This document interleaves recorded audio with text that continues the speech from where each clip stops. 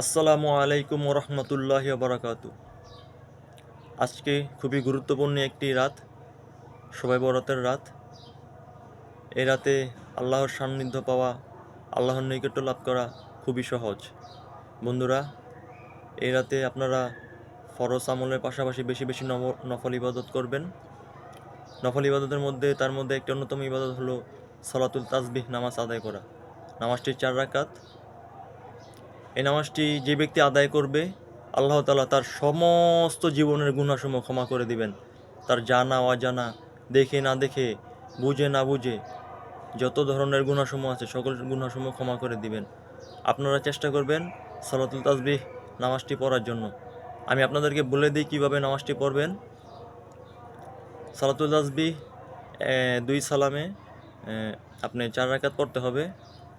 4 রাকাত পড়ে তারপরে সালাম ফিরে নামাজ শেষ করবেন। প্রথমে নিয়ত করবেন নাওয়াইতুয়ান ওসাল্লিল্লাহি তাআলা আরবা রাকাতাই সালাতুল তাসবিহ সুন্নত রাসূলুল্লাহি তাআলা মুতাওয়াজ্জিহান ইলা জিহাতিল কাবাতিশ শরীফাতি আল্লাহু আকবার। নিয়ত করার পরে আপনি সানা পড়বেন। সানা পড়ার পরে আপনি 15 বার এই দোয়াটি পড়বেন। সানা পড়ার পরে 15 বার এই দোয়াটি পড়বেন। সুবহানাল্লাহি ওয়ালহামদুলিল্লাহি ওয়ালা ইলাহা ইল্লাল্লাহু আল্লাহু আকবার।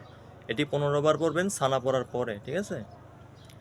তারপরে আপনি সূরা ফাতিহা, তারপর সূরা মিলাবেন। সূরা মিলানোর পরে রুকুতে যাওয়ার আগে আবার 10 বার পড়বেন। 10 বার পড়বেন, 10 বার পরে তারপর রুকুতে যাবেন। রুকুর তাসবিহ পড়বেন। তাসবিহ পড়ার পরে রুকুতে 10 বার পড়বেন। সুবহানাল্লাহি ওয়ালহামদুলিল্লাহি ওয়ালা ইলাহা ইল্লাল্লাহু আল্লাহু আকবার। এটা 10 বার পড়বেন। 10 বার পড়ার পরে সোজা হয়ে দাঁড়াবেন। দাঁড়িয়ে আবার 10 বার পড়বেন। এই তাসবিহটি 10 বার পড়বেন। 10 বার পড়ার পরে আপনি সেজদায় চলে যাবেন। সেজদায় গিয়ে সেজদার যেই দোয়াটি আছে ওইটা পড়বেন। 3 বার পড়ার পরে সুবহানা রাব্বিয়াল আলা, এটা 3 বার পড়ার পরে আবার 10 বার পড়বেন। সুবহানাল্লাহি আলহামদুলিল্লাহি ওয়ালা ইলাহা ইল্লাল্লাহু আল্লাহু আকবার। এই দোয়াটি 10 বার পড়বেন। প্রথম সেজদা থেকে বসে আবার 10 বার পড়বেন। তারপরে দ্বিতীয় সেজদার তাসবিহ পড়ে আবার 10 বার পড়বেন। দ্বিতীয় সেজদা থেকে দাঁড়িয়ে আউযুবিল্লাহ বিসমিল্লাহ পড়ার পরে আপনি এইটা দোয়াটি 15 বার পড়বেন। আবার দ্বিতীয় রাকাতে 15 বার পড়ার পরে আবার সূরা ফাতিহা সূরার সাথে অন্য সূরা মিলাবেন। তারপরে রুকুতে যাওয়ার আগে আবার 10 বার পড়বেন। এইভাবে আপনি 4 রাকাত নামাজ শেষ করবেন।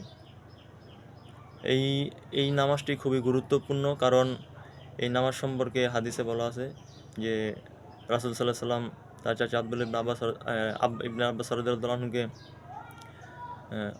রাদিয়াল্লাহু আনহুকে বলেন, চাচাকে বলেন যে আপনি যদি এই নামাজটি পড়েন তাহলে আপনার এই নামাজটি জীবনে একবার হলো পড়া উচিত।